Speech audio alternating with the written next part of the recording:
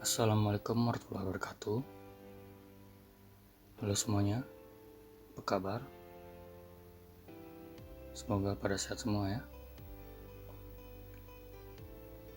Pada kali ini saya akan menjelaskan mengenai penyakit HIV/AIDS. Oke, sebelumnya nama saya Asnan Muftal Huda SK, dokter muda dari Fakultas Kedokteran Universitas Al Buddha Pekanbaru, dengan pembimbing saya itu Dr. Yulnevia MKes. Baik, sebelum menonton video ini, jangan lupa mencuci tangan terlebih dahulu. Lalu jangan lupa subscribe juga ya. Baik, langsung kita mulai saja.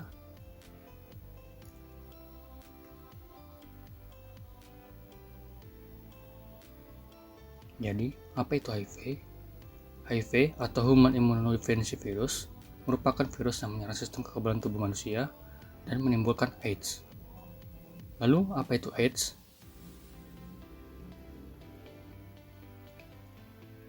AIDS atau Acquired Immunodeficiency Syndrome atau kumpulan berbagai gejala penyakit akibat turunnya kekebalan tubuh individu akibat penyakit HIV atau akibat virus HIV.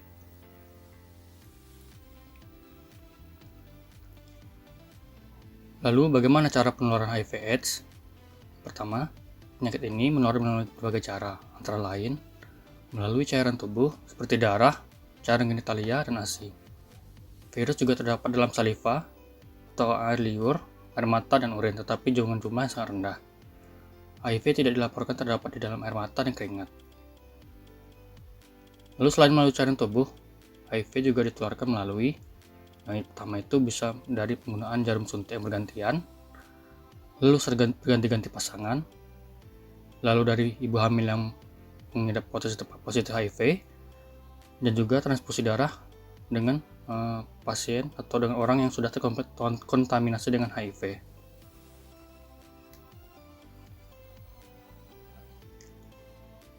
HIV tidak menular melalui gigitan nyamuk, bersalaman atau bersentuhan, berpelukan atau berciuman, menggunakan peralatan makan atau minum bersama, tinggal serumah, dan menggunakan jamban yang sama.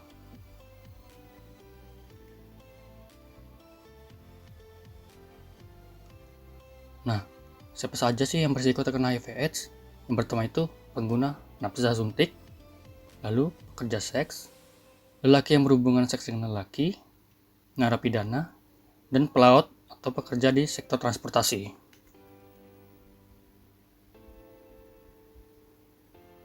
Nah, siapa saja yang kelompok berisiko tinggi terkena HIV/AIDS? Yang pertama itu lelaki homoseksual atau biseks, yang kedua bayi dari ibu atau bapak yang terinfeksi dengan HIV, yang ketiga orang yang ketagihan obat intravena atau melalui jarum suntik, lalu yang ketiga partner seks dari penderita AIDS, dan yang kelima itu penerima darah atau produksi atau produk atau transfusi. Nah, apa saja gejala dari HIV/AIDS? Pertama itu gejala berdasarkan stadium klinis HIV/AIDS untuk remaja dan dewasa dengan infeksi HIV terkonfirmasi. Pertama itu ada stadium awal. Ini tanpa gejala, di mana terdapat pembesaran kelenjar getah bening.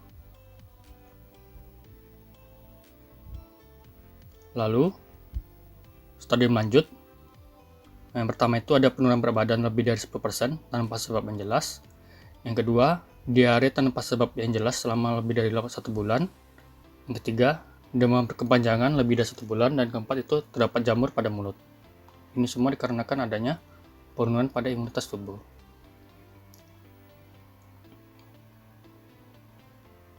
Bila ada orang yang menunjukkan salah satu gejala di atas, bukan berarti orang tersebut telah terinfeksi dengan HIV. Nah, untuk memastikannya, sebaiknya segera menghubungi layanan kesehatan terdekat untuk mendapatkan pemeriksaan.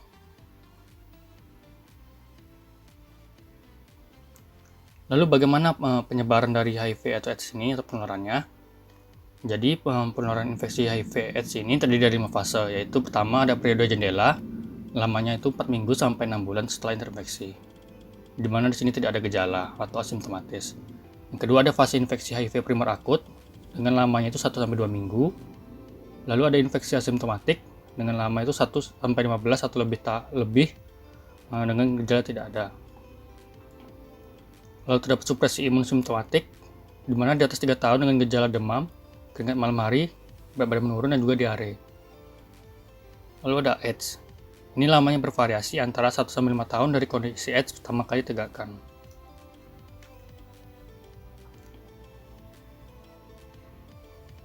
Lalu bagaimana cara pencegahan HIV/AIDS? Jadi terdapat 5 cara pokok untuk mencegah penularan HIV.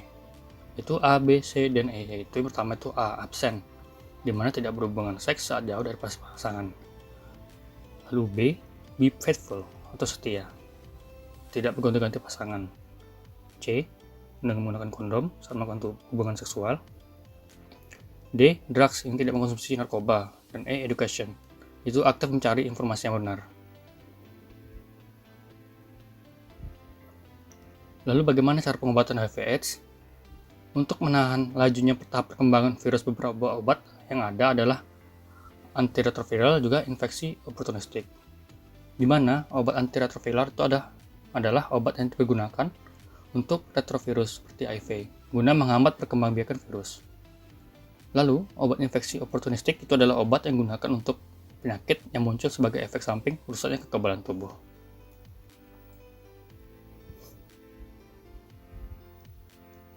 Lalu, cara hidup yang positif bagi penderita HIV/AIDS. Pertama itu istirahat yang cukup. Lalu hindari stres. Kemudian penuhi asupan nutrisi.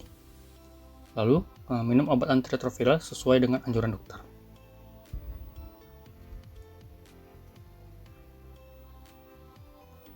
Lalu hal-hal yang perlu diperhatikan bila di sekitar kita ada yang positif HIV/AIDS.